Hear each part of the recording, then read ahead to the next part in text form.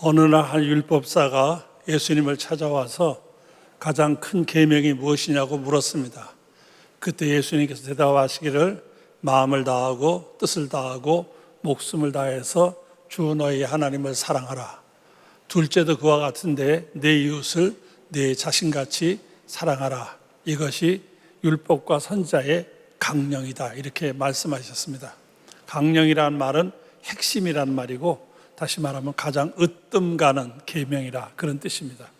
그렇기 때문에 우리 신구약 성경을 통틀어서 우리에게 주시는 교훈은 첫째, 하나님을 사랑하는 것, 둘째, 이웃을 내 몸과 같이 사랑하는 것, 이 두 가지 속에 다 들어있다 그런 뜻입니다. 오늘 말씀을 근거로 해서 둘째에 해당되는 내 이웃을 내 자신같이 사랑하라 하는 이 말씀의 의미를 생각하면서 은혜를 나누려고 합니다. 예루살렘에서 여리고로 내려가는 길, 여리고길이 있는데 그 중간쯤 가면은 선한 사마리아인 집이라는 가게가 있습니다. 그 가게에 아주 오래전에 성지 순례를 갔다가 그 가게를 들어가서 차 한 잔을 마시고 작은 기념품을 산 적이 있었습니다. 지금은 아예 그 지역에 좀 작은 마을처럼 형성이 돼가지고 이제는 가게도 많아지고 관광객들이 많이 찾아오니까 그렇게 변화가 됐습니다. 제가 거기 처음 갔을 때 차 한 잔을 마시면서 마치 예수님께서 거기 오셔서 선한 사마리아인의 비유를 들려주시는 것 같은 그런 어떤 감격 같은 것을 경험한 적이 있었습니다. 오늘 그 말씀에 보면 한 나그네가 그 길을 지나가게 됩니다. 이 여리고 길을 지나가게 되는데 이 길을 영어로는 bloody way라는 말을 씁니다. 이 피가 있는 길이라 그런 뜻입니다. 왜냐하면 항상 사건 사고가 많이 나는 지역이고 정말 그 길에는 피가 마를 날이 없다는 뜻에서 bloody way라는 말을 쓰는 그런 길입니다. 사실은 1900년대까지도 강도가 출몰을 하고 그 길을 다니는 사람들에게 아주 어려움을 겪게 하였고 심지어는 1930년도에쯤에는 자동차 강도들이 생겨가지고 그 지역에서 자동차 강도가 나타났던 기록이 있는 것을 볼 수가 있습니다. 정말로 험한 길입니다. 물론 지금은 고속도로가 생겨서 그런 일이 없지만은 예전에는 이 예루살렘과 여리고를 잇는 이 길이야말로 아주 험난한 길이었다 이렇게 볼 수가 있습니다. 한 나그네가 그 길을 지나가다가 정말 강도를 만났습니다. 강도를 만나서 가진 거 다 뺏겼습니다. 물건만 뺏긴 게 아니라 아마 심하게 두드려 맞았는지 아니면 칼에 찔림을 받았는지 거의 죽게 되었습니다. 이 강도들은 그 나그네를 버려둔 채 사라졌습니다. 그 길을 한 사람의 제사장이 지나가게 되었습니다. 제사장이란 말은 지금으로 말하면 목사나 장로 등 교회 지도자를 가리키는 말입니다. 이 제사장이 지나가다가 그냥 지나가게 됩니다. 그 당시 여리고에는 살고 있는 제사장의 숫자를 어느 고고학자의 연구에 의하면 약 한 12,000명 정도가 여리고에 살고 있었다고 그래요. 그럼 여리고에 살고 있는 제사장들이 예루살렘에 올라가서 제사를 집례하기 위해서는 그 길을 수시로 오고 가기 때문에 어떤 의미에서 그 길에는 다니는 제사장들이 상당히 있었다 이렇게 볼 수가 있었습니다. 그래서 이 제사장들이 그로 올라가게 되는데 강도 만난 사람을 만났습니다. 그런데 이 제사장은 그 죽어가는 사람을 돌볼 생각을 하지 않고 그냥 지나갔습니다. 이 지나간 것에 대해서 여러 가지 설명이 있는데 어떤 성경학자의 설명에 하면 하나님 앞에 제사를 드리는 사람은 시체를 만져서는 안 돼요. 또 피가 묻어서도 안 돼요. 시체나 피가 묻으면 불결해지는 거죠. 그래서 불결하게 되는데 이 불결한 것을 정결하게 하는 예식을 걸렸는데 얼마나 걸리냐 하면 일주일 정도를 가져야 돼요. 그래서 피를 만졌거나 시체를 만졌을 때는 불결하기 때문에 그래서 제사를 드리러 가는 사람은 그걸 시체를 만지거나 이렇게 피가 묻어 있는 사람을 만질 수가 없었다. 그래서 아마 지나가지 않았겠느냐 이렇게 좀 그럴듯한 설명을 하기는 합니다. 그러나 정작 사람이 죽어가는데 어떤 이유로든 간에 그냥 지나갔다는 것은 결코 옳은 일이라고 할 수가 없습니다. 예수님께서도 안식일에 병자를 고치는 걸 놓고 시비하는 사람들에게 안식일이라고 해서 짐승이 목마르면 가서 물 먹이지 않겠느냐. 하물며 이 어려운 사람 도와주기 뭐가 잘못이냐라고 예수님께서도 말씀하시는 것을 볼 수가 있습니다.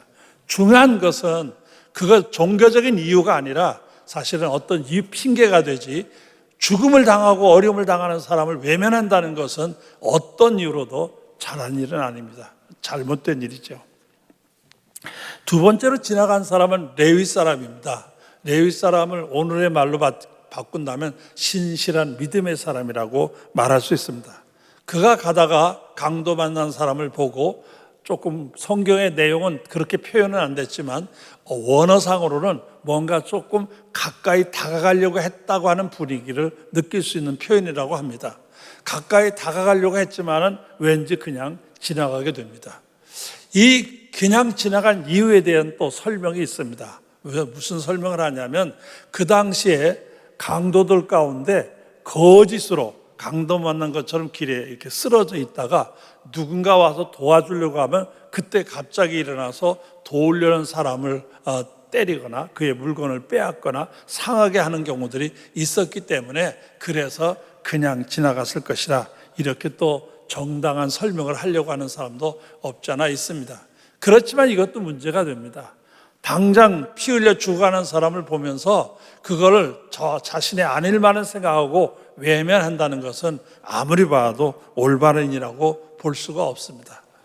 그런데 오늘 말씀에 보면 세 번째 사람, 사마리아인이 나옵니다. 이 사마리아인은 그를 보고 불쌍히 여겨 가까이 가서 그의 아픈 것을 치료해주고 자기가 타고 가던 나귀에다 싣고 어느 주막에 이르러서 그를 도와달라고 말합니다. 이 사람을 돌봐 주라. 비용이 더 들면 내가 돌아올 때 갚으리라. 돈까지 주면서 이 사람을 끝까지 도와주는 것을 볼 수가 있습니다. 이 사마리아인의 도움을 보면 마음으로 한 도움이요, 철저한 도움이요, 끝까지 한 도움이요, 희생적인 도움이라 이렇게 설명을 할 수 있습니다. 이런 예수님의 말씀을 듣고 있던 이 율법사에게 예수님께서 묻습니다. 누가 이 강도 만난 사람에게 참 이웃이라고 생각하느냐라고 묻습니다. 그러자 이 율법사가 대답하기를 사마리아인입니다, 이렇게 대답을 했습니다. 그러자 예수님께서 그 사람에게 하는 말이, 가서 너도 이와 같이 하라. 여기 보면 가서 너도 이와 같이 하라. 말만 하지 말고 가서 너도 이와 같이 하라, 이렇게 말씀하시는 것을 볼 수가 있습니다.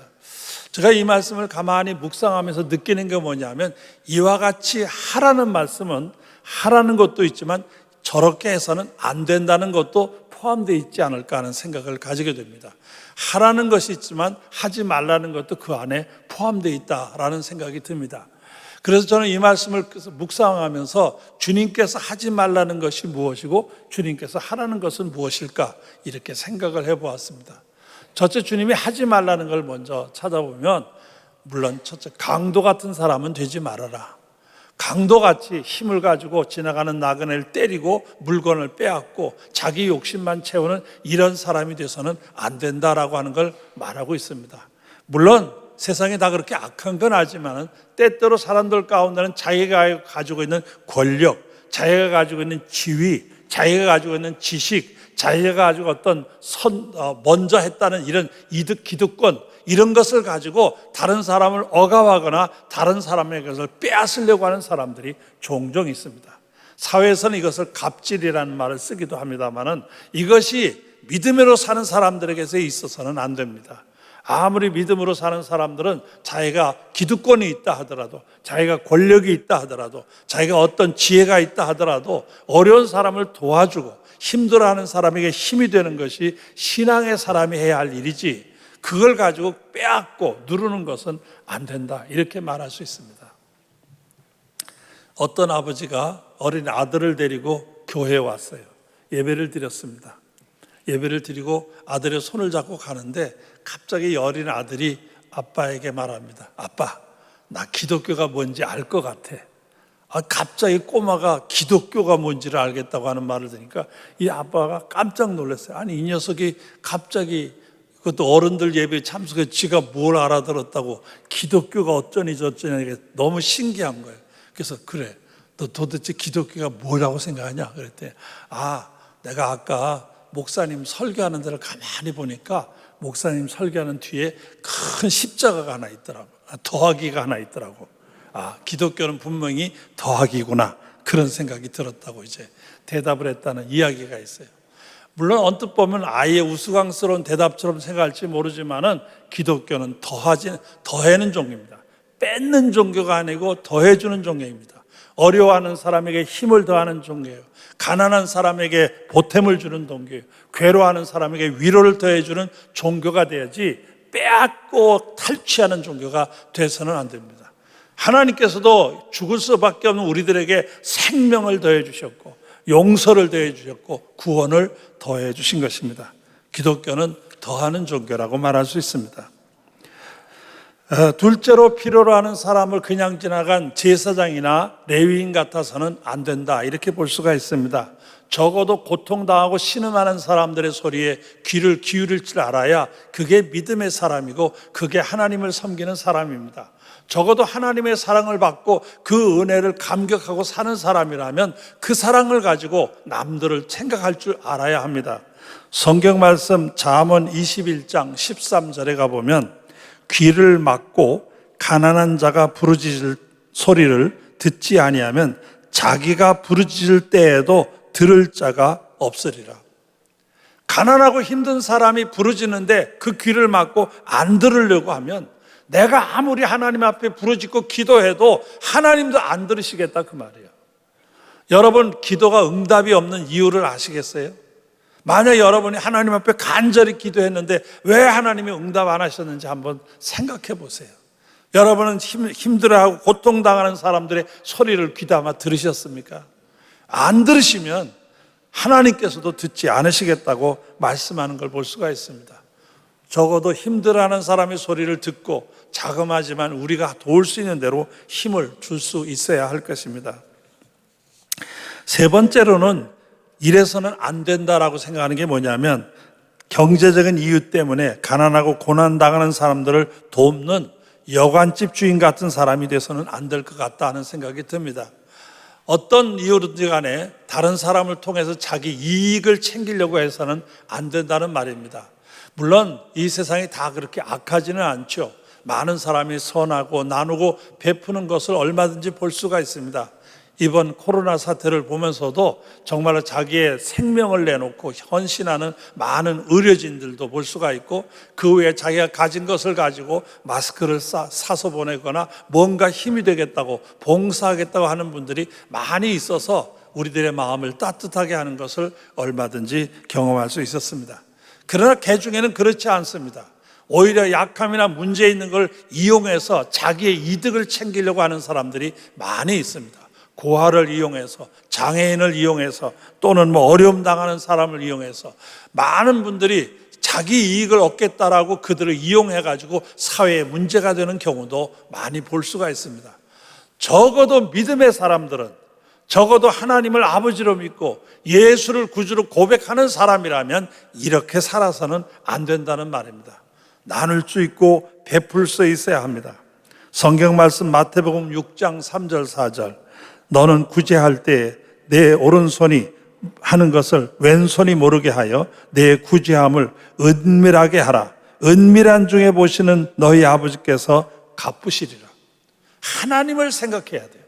믿음의 사람들은 언제나 나를 보고 계시는 하나님이 계시다는 믿음을 가지고 행동해야 돼요. 그래서 내 삶을 통해서 하나님이 나를 어떻게 보고 계실 것인가를 늘 생각하면서 사는 것이 옳습니다.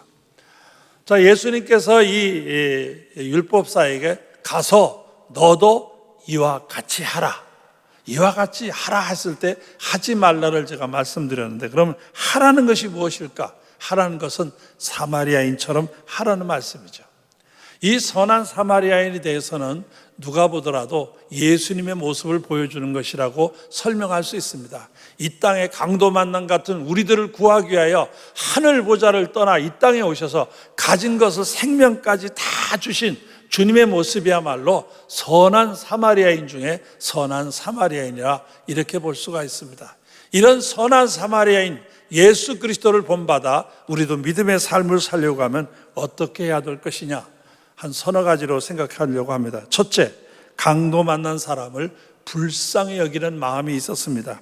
오늘 말씀 33절, 어떤 사마리아 사람은 여행하는 중 거기에 이르러 그를 보고 불쌍히 여겨. 여기 불쌍히 여겼다는, 이게 마음이, 그 마음이 우선 불쌍히 여기는 마음이 있어요. 이 마음이 가야 돼요. 어려움 당하는 사람의 마음이 가야 돼요. 마음이 없는 행동, 어떤 사랑이 없는 행동은 어떤 일을 하더라도 의미가 없다고 볼 수가 있습니다. 고린도전서 13장 3절, 내가 내게 있는 모든 것으로 구제하고 또 내 몸을 불사르게 내어줄지라도 사랑이 없으면 내게 아무 유익이 없느니라. 마음이 안 가는, 겉으로 거칠애처럼 이런 선한 사마리아인 주의를 지키면서 그냥 행사처럼 그저 몇 푼 던져주고 뭐 조금 하는 이런 마음이 안 가는 거는 하나님이 기뻐하지 않습니다. 마음이 가야 합니다. 마음이 가는 것, 이것이 중요하죠. 이 사마리아인에게서 중요한 것은 그를 불쌍히 여기는 마음이 있었어요. 이 불쌍히 여기는 마음이 있어야 올바른 것입니다. 그 다음에 두 번째로 사마리아 사람은 강도 만난 사람에게 가까이 다가갔습니다. 이 제사장과 레위인은 가지 않았죠. 그러나 이 사람은 가까이 갔습니다. 멀리 서서 고난당하고 힘들어하는 사람을 보는 것과 가까이 가는 것하고는 전혀 다릅니다. 혹시 여러분들도 보셨는지 모르겠는데 오래전에 우리나라 어느 텔레비전 프로그램에서 저 스리랑카에서 보석을 캐는 사람들의 그 보석 캐는 모습을 이 프로그램을 만든 적이 있어요. 현장에까지 가서 그때 우리나라의 한 탤런트가 따라갔어요. 남자분이신데 따라가가지고 그 보석 캐는 현장에 가서 자기가 몸으로 체험하는 프로그램이에요. 근데 그 땅을 파는데 무려 한 50m를 파는 거예요. 우리나라 우물 파듯이 깊이 이렇게 그 좁은 그 구멍 같은 데다 사람이 50m를 내려가는 거예요. 그 자체가 얼마나 위험하고 어려운지 몰라요.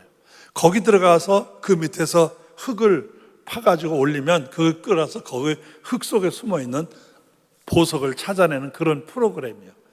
우리 한국에서 간 탤런트 한 분이 자기도 경험한다고 거길 내려갔어요. 내려가는 것부터 아주 괴로워하고 힘들어 하더라고요. 그런 내려가서 그 흙을 몇 번 파서 올리고 나중에 올라오는데 막 울어요.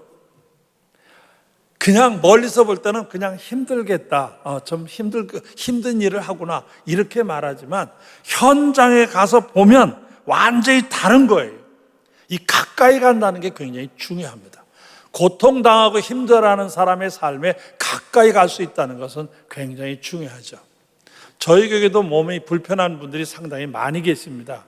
제가 언젠가 우리 교회 등록된 모든 아픔을 가지고 있는 분들의 집을 일일이 제가 한 1년 동안에 다 찾아가 본 적이 있었어요. 방문하고 같이 이야기도 하고 기도하고 예배 드린 적이 있었는데 그냥 멀리서 힘들겠다 이거 달라요. 직접 보고 직접 곁에서 그들의 삶을 보는 것은 완전히 달라요. 이 가까이 한다는 것, 힘들어하는 사람에게 가까이 한다는 게 굉장히 중요합니다. 셋째로는 기름과 포도주로 상처를 치료해주고 싸맨 후 자기 짐승에 태워 주마까지 데리고 갔다. 이렇게 기록한 걸 볼 수가 있습니다. 진정한 사랑은 말로 하는 게 아닙니다. 진정한 사랑에는 희생이 따라야 됩니다. 물질적인 희생도 들어가야 됩니다. 우리가 선한 사마리아를 지키면서 쌀을 드리자 또는 헌금을 드리자 피를 나누어서 헌혈하자 하는 말씀을 드립니다. 이거 할 수 있을 때 해야 됩니다. 저도 이제 이 주일을 제정해 놓고 여러 번 헌혈을 했어요. 근데 어떤 때는 제가 헌혈하러 가면 뭐라 그러냐면 감기약 잡수셨군요. 감기약 잡수시면 안 돼요. 그래서 거절당한 적도 있어요. 그러다 나이가 들어가니까 나이 때문에 안 된다고 그래서 그 다음에 못했는데 여러분 이 헌혈이라는 것은 자기에게 도움이 돼요. 해보니까 꼭 헌혈하신 분에게는 건강 전체 종합한 결과를 보내줍니다. 그래서 헌혈하신 분에게 큰 도움이 돼요. 이 피를 조금 뽑는다고 해서 내 건강에 아무 지장이 없어요. 이거는 나눌 수 있을 때 나눠야 돼요. 베풀 수 있을 때 베푸는 거예요. 여러분 말로만 하는 게 아니에요. 어떤 분들은 가끔 그래요. 한국 교회가 문제가 많다고. 적어도 불쌍한 사람 도와주지도 않고 불안이 있어요. 외면하면서 한국 교회가 이럴 수가 있냐고 이렇게 막 비판하는 분들이 있어요. 제가 그분들을 볼 때마다 자기는 하냐 이렇게 물어보고 싶어요. 사실 말만 떠들어가지고 되는 게 아니에요. 말은 안 하더라도 할 수 있어야 돼요. 가서 너도 이와 같이 하라. 하라는 거예요.